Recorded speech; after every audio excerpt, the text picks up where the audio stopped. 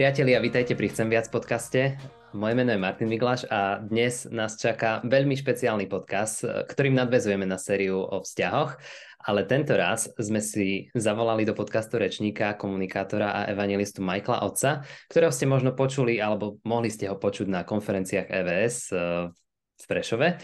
Keďže podcast bude v angličtine, tak pre tých z vás, ktorí po anglicky neviete, sme pripravili aj titulky, ale musíte nás sledovať cez náš YouTube kanál. Takže ak nás počúvate, potrebujete sa prepnúť na YouTube, tam si zapnete titulky, aby ste nám rozumeli. Takže ideme na to. Hello Michael, welcome to Chcemviac podcast. Actually, you are the very first foreign guest to be at our podcast. Oh, thank you. It's a privilege to be able to join you. That's great to see you like this. So we've been talking in our podcasts a lot about love, dating, and relationships in the recent podcast.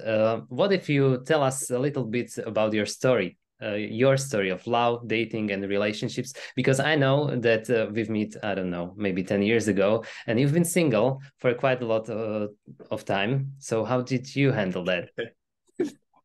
Thank you, Martin. Yes. So, well, how long have we got? This could be quite a long podcast, couldn't it? If I just tell my story. But yeah, so I was 39 when I got married. A fairly good proportion of my life was obviously spent single. It's quite funny. A good friend of mine actually said that when I got married, we now have a new apologetic for the existence of God, because if I can get married, then miracles clearly are possible. So I'll let you make of that what you will. Yeah, I mean, it's a strange one actually, because if you had said to me when I was 16, 17, 18, you'll get married at the age of 39, I would have thought to myself, oh my goodness, I mean, that is just so old. And gosh, waiting till 39 to get married, that's just kind of crazy. And although I never made any vows of singleness for my life, and I'd had a number of relationships that obviously didn't work out, looking back now, I don't regret those years of singleness. Actually, I often say to younger folks who are desperate to get married as soon as they get out of college, like, you know, chill out. Like, actually, there are some real blessings of being single. In fact, it's interesting, in the Bible, it talks about the gift of singleness and the gift of marriage. And I used to think that that was a special ability to either be single or to be married. And then someone said, no, actually, the gift of singleness is just being single, right? And the gift of marriage is being married. So if you are single, you have this gift. And if you're married, you have this gift. And there are blessings to those gifts, and there are challenges to the gifts both ways. And so I think often we can see the challenges, obviously, with our present situation more than the situation that we're not in very often. But yeah, looking back, obviously, singleness gave me the opportunity to travel widely, to be able to develop a ministry right across Europe, speaking at different events. It enables you to have a breadth of relationships that you probably can't have if you get married and have a family, because you've got a commitment to a smaller group of people. And those are all really wonderful things. There are obviously challenges. You don't have the same intimacy and depth of relationship with one person like you do when you're married. So obviously there were hard times in that. I had a number of relationships that didn't work out, as I said. Actually, off the back of one of those, I remember saying to a friend of mine, well, I think I'm just going to have to be single now. You know, I've tried and failed too many times. This is just not working out. I'm just going to decide to be single. And they were very wise. They said, Michael, you don't need to decide to be single. You are single. And I was like, oh, thanks for reminding me. But then they said, no, what I mean is, like, you don't need to make any vows or commitments. Just get on with making the most of being single while you are. But don't turn down the opportunity if the right person comes along. Now, the funny thing was, I think it was 3 months after that conversation, Rebecca and I first met. So little did I know at the time what was going to happen. And so, yeah, we met on a Christian skiing holiday. I was the speaker giving some Bible talks, and Rebecca came as a guest. And I'd actually initially written her off completely because for 2 reasons. Firstly, I'm English and she's Scottish. Oh. And if you know anything about British culture, the English and the Scots love to dislike each other. So I thought, well, this is never going to work. And secondly, I knew she was slightly older than me. She's 3 years older than me. And I think maybe I I'm ashamed to admit perhaps that I got to a point of thinking, well, as a bloke, I'll end up marrying someone maybe slightly younger, but I hadn't thought that I'd marry someone slightly older. So for that and other reasons, we hadn't considered each other at all. We just got on really well. And I remember by the end of the first week of meeting, thinking to myself, it's a real shame that Rebecca is older and she's Scottish, because if she wasn't, then I'd be really interested. And then I thought, well, maybe actually there don't have to be barriers. So we ended up meeting up, and yeah, within a year actually of that initial meeting, we were married. Wow. In fact, we married in January 2020, so it was just in time before the world went into lockdown. So we had an enforced honeymoon at home for 2 years. That's nice. That's nice. Thank you. Thank you for sharing with us. Do you have any advice for people over 30 who are still single? Yeah, I remember once meeting up with an older evangelist. He had just got married, I think slightly older than I. He was 42 when he got married, and I was at the time about 30, and I was kind of saying, oh no, it's terrible, I'm still single, I'm never going to get married. And he just said, well, chill out, you've got plenty of time yet. And I think that in a sense was quite helpful, because we often feel, well, if I'm not married by the age of 25, something's wrong with me. And if I'm 30 and single, well, that's just terrible. And so part of it is to say, like, it's okay. You know, some people do get married older, and a number of people have said to Rebecca and I, you know, actually, you've given us hope, because we felt that, you know, there was no opportunity, but actually, you know, it's not, you know, if you're not married by 30, that's not the end of the story. Now, obviously, the reality is, you know, for different reasons, not everyone will marry, even if they want to. And so, you know, there's no guarantees that things will work out positively. So I think, as I said before, I think part of it was trying to recognize the blessings and the advantages of singleness, whilst not being kind of dishonest about the challenges. It's okay to face up to the fact it's difficult being single at times. There are frustrations that come with that. But also there are advantages. So don't just look at the problems, focus on the positives. And I think, you know, it's interesting, in the book of Genesis, it talks about God creating the first man, and then it says it's not good for man to be alone. And he then creates the first woman, and there's marriage. And it's very easy for us to think, therefore, that we must be married. But it's interesting, often people have pointed out that God didn't say it is not good for man to be single. It says it's not good for man to be alone. And what we absolutely all need is human relationships. We all need that. Now, often one of the ways that we get that intimacy and that connection is through marriage, but it's not always the case. And I think particularly if you're single, the value of really good, healthy friendships. For me, I was really blessed to kind of almost be adopted into families where I just knew I could go and hang out, because so often it was just, you know, I just wanted to somewhere I could just chill out. And so to know that there were families in church where I could just kind of call in, didn't have to book and arrange 3 weeks in advance. I could just turn up, have dinner with them, or just hang out with them. Those kind of relationships were really helpful and life-giving for me. So focus on the blessings. Don't feel that you're past it by the age of 30. Make the most of the opportunities that you have, and really invest in the relationships that you do have in a way that actually, if you were married and had kids, you probably wouldn't be able to. Mm-hmm. Thank you. Thank you for your insights. You know, we are going to talk about why love is so important. And almost every romantic movie, almost every movie has romantic plot, and almost every song is about love relationships. Why do you think love is so important to people? Yeah, it's a really good question, because, you know, like you say, we all recognize that. I mean, even if we don't think particularly deeply or philosophically about life, it's one of the most fundamental things to be able to say, well, you know, all you need is love. You know, the Beatles said that, didn't they? And most of us recognize, you know, it's not what we have, but who we're with that really counts in life. You know, life isn't just about stuff and possessions. It's about relationships. They're what gives life meaning and significance. And I think it was Freddie Mercury of Queen fame who said, success has brought me world idolization and millions of pounds, but it's prevented me from having what we all need, which is a loving, ongoing relationship.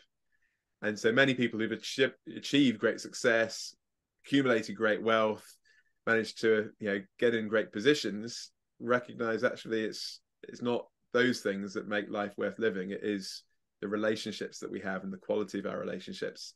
And if you have security and love, then that is a great foundation from which to be able to flourish in life. But actually, if you don't have that, these other things are just never going to compensate for that. So I think we recognize that. I think one of the challenges is, where does that come from? Why is that the case? Living particularly in Western Europe, we often have a kind of materialistic assumption about the world. We basically assume that everything that exists must have a material cause. There is no God or supernatural dimension to life. And ultimately, Darwinian evolution explains everything that there is to be known. And if it can't be explained by Darwinian evolution, it's probably not worth knowing. So now, maybe when you say that Darwinian revolution, maybe they don't have any concept for love, or do they? Yeah, so I think define love. Yeah, so I think that's the question, which is, people say, well, does evolution disprove God? I said, well, more to the point, does it disprove love? Some people say, well, I don't care about, whether God exists or not. I'm like, well, but I think we all care about whether love really exists. It was interesting. Richard Dawkins, probably one of the best known atheists in the UK, was once kind of asked this question, how do you attribute or explain certain phenomenons of love? For instance, imagine there's a couple and for some reason they're not able to have children. So from an evolutionary point of view, there is no advantage for them remaining faithful to each other in a lifelong relationship. They're not going to be able to reproduce. They're not going to be able to pass on their DNA. So from an evolutionary point of view, there's absolutely no benefits to what they are doing. And yet we would look at that couple, and most of us, I would hope to think, would look at them and say, that is a beautiful thing. That's an admirable thing that they are remaining faithful to each other. And in fact, to ditch your spouse because they can't have kids in favor of someone that could would be a bad thing, we would assume. But again, from an evolutionary point of view, that would seem favorable. So Dawkins is asked, why, how can you attribute for this from an evolutionary point of view? And he basically says it's a Darwinian misfiring. It's just a mistake. And then he does add a value statement, because he says it's a blessed, precious mistake.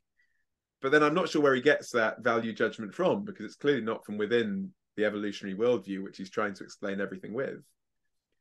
But then I kind of stop and think, is that what we have to say fundamentally? That, our greatest expressions of sacrificial love are just evolutionary mistakes? Is that the definition of love? Yeah. So this definition of love is not appealable for us. So what is love? Yeah. So I think that's where it's interesting. We often write, it's very popular to write off God or kind of any religious views on life because we think, oh, it's outdated, that's not necessary, or I'm not interested in those things. But I think one of the reasons why it's really important to think about it is that ultimately we can't really attribute why love is so important without bringing God into the picture. As we said, from an evolutionary point of view, we just can't explain it. And yet that doesn't correspond with our experience, the way that we talk about love, the way that we experience it, and so on. So as a Christian, someone who believes the Bible, I would say love is really important fundamentally because God is important.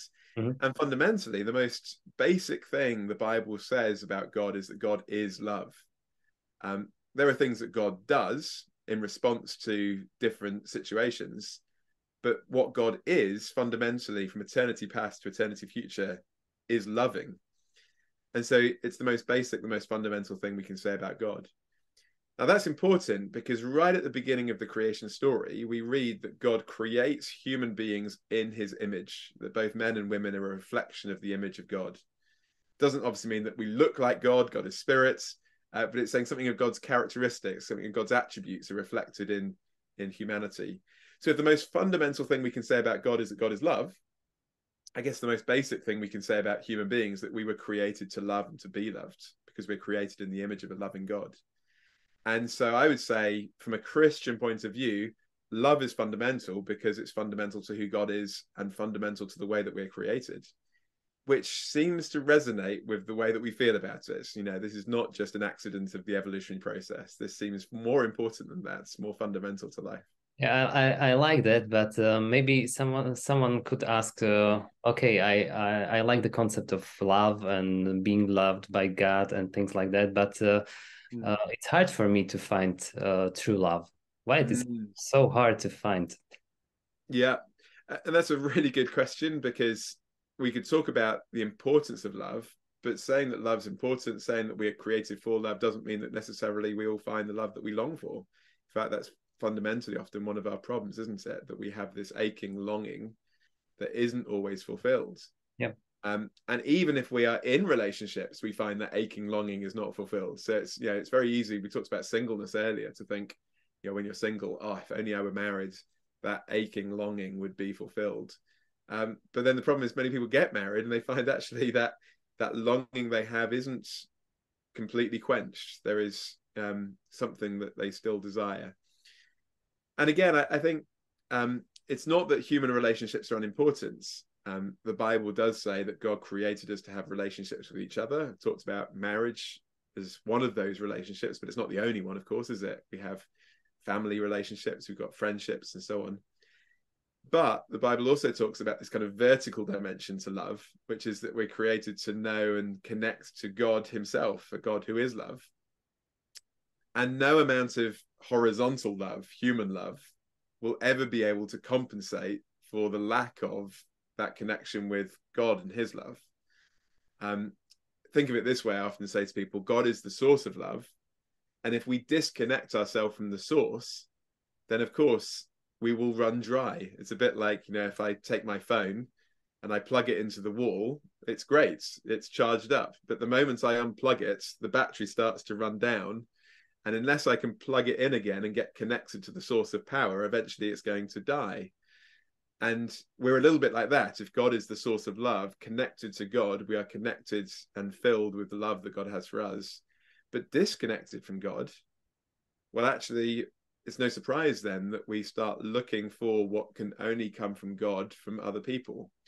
The problem with that, though, is obviously we then put too much weight upon our relationships, because we think, oh, if only I could, get married, that my spouse will meet all of my needs and all of my desires, and satisfy all of my longings.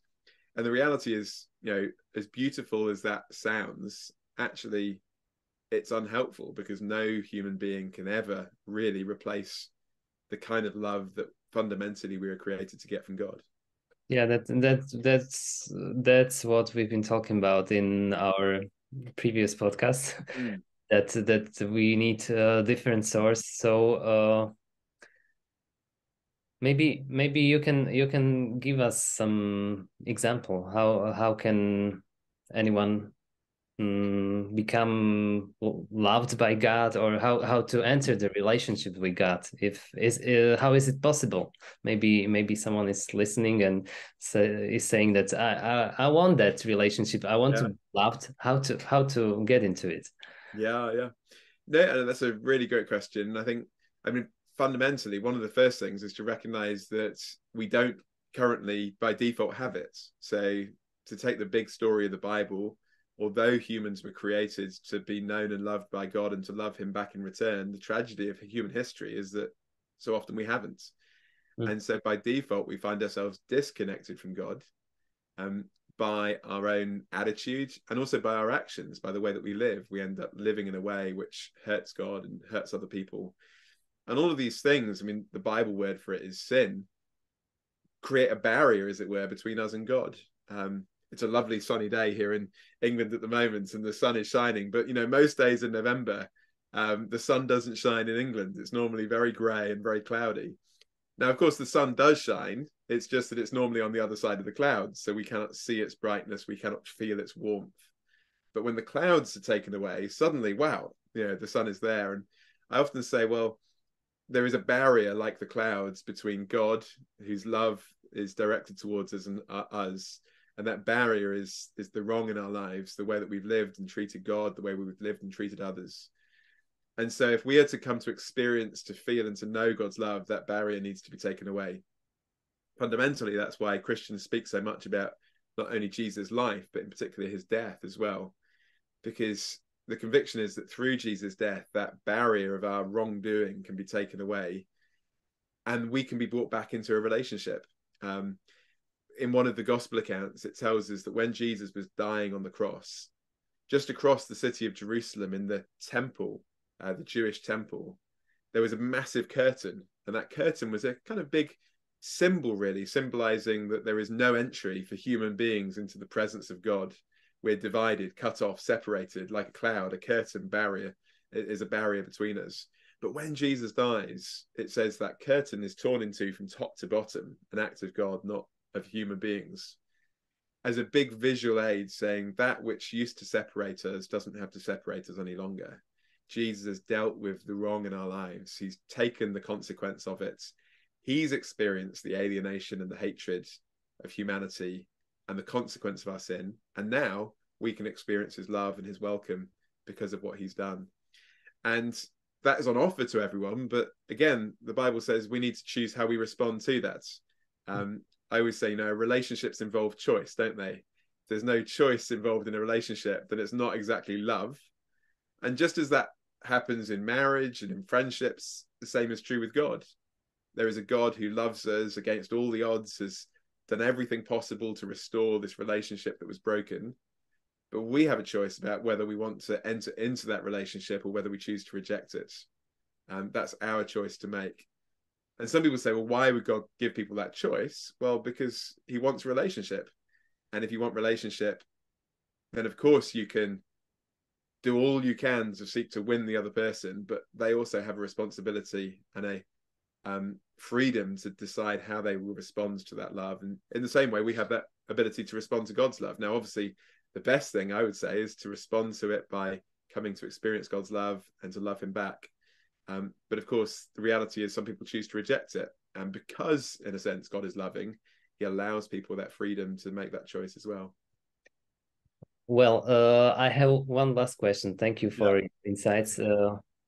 It's remind me one song from Robbie Williams. He's singing, "I just want to feel real love." Yeah. You know the song, and maybe someone is thinking, well, it sounds just theoretical for me. That's a relationship with God and experiencing God. I just want to feel real love. Yeah. How do you can feel that you're connected with God, that you love, that he loves you? Do you have your personal experience that when you felt loved by God and that you felt that this is the ultimate love you need to experience? Yeah, that's a really good point. I remember chatting to a guy once. We've been talking about the Christian faith for a while, and he says, I just want to feel it. He said, I know it all in theory, he says, but I just want to feel it. And I can't become a Christian. I can't believe in Jesus until I feel it. And then I said to him, at the time I was single, I said, if I were to say to you, I want to feel married before I get married, what would you say? He said, well, that's stupid. I said, so when will I feel married? He says, when you get married. I said, well, it's the same when it comes to a relationship with God. Some people want to feel God's love in order that they make that step of putting their trust in Jesus. But actually, the feeling of experiencing God's love is what we get when we take that step. And it's very important, therefore, what we're called to do fundamentally, primarily by Jesus, is not an act of our emotions to begin with. It's an act of our will. The Bible says that we need to turn away from the wrong in our lives, uses the word repentance. We need to put our trust in Jesus, uses the word faith. We need to turn, we need to trust. And that's nothing to do with our feelings. It's a response of our will in response to what we know is objectively true, based on Jesus' life, death, and resurrection. Nothing to do with feelings. But when we make that step, that brings us into a relationship that then brings with it great joy and blessing.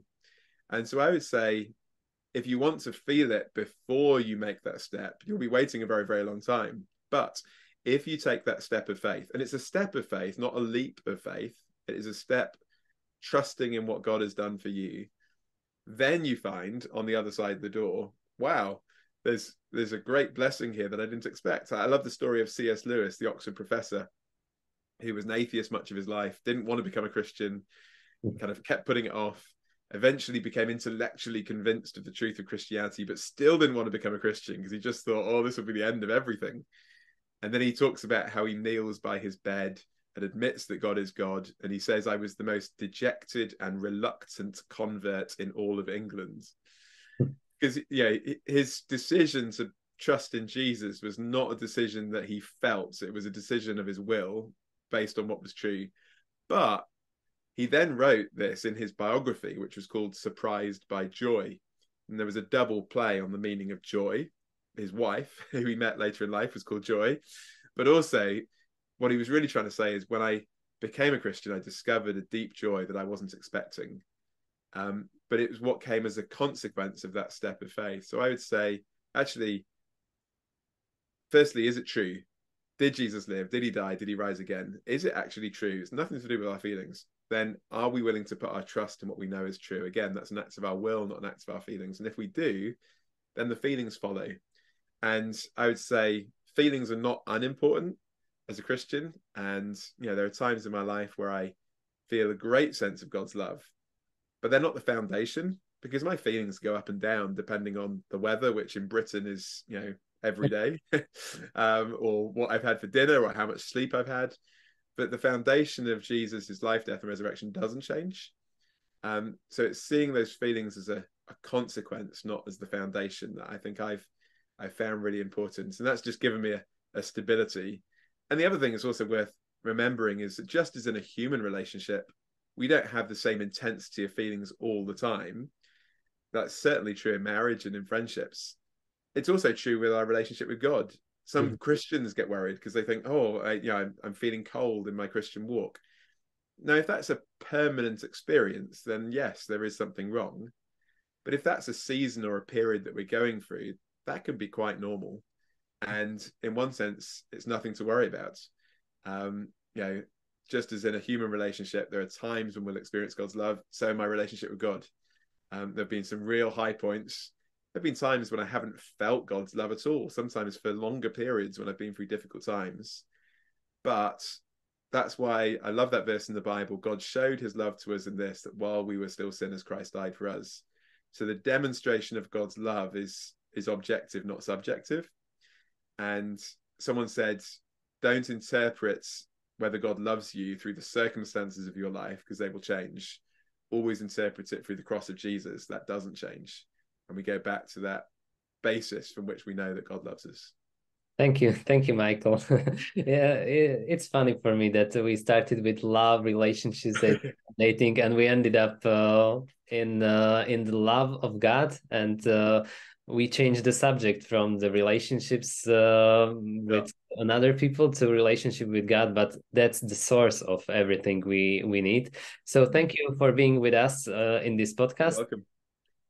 Priatelia, počúvali ste Chcemviac podcast s naším skvelým hosťom Michaelom Otsom a rozprávali sme sa o tom, že prečo na láske záleží a prečo je tak ťažké ju nájsť. Budeme vďační za vaše postrehy, nápady, pripomienky, komentáre, povzbudenia do ďalších podcastov. Nezabudnite, že sa stále môžete prihlásiť aj na odber našich ranných zamyslení cez link nižšie, pretože mnohí ľudia vravia, že každé ráno začínajú rovnako, že sa zastavia, premýšľajú, naštartujú sa na všetky výzvy, ktorým budú čeliť, a aj vy môžete začínať deň rovnako, keď sa takto zamyslíte nad Božím slovom cez biblickú úvahu, ktorú vám veľmi radi pošleme.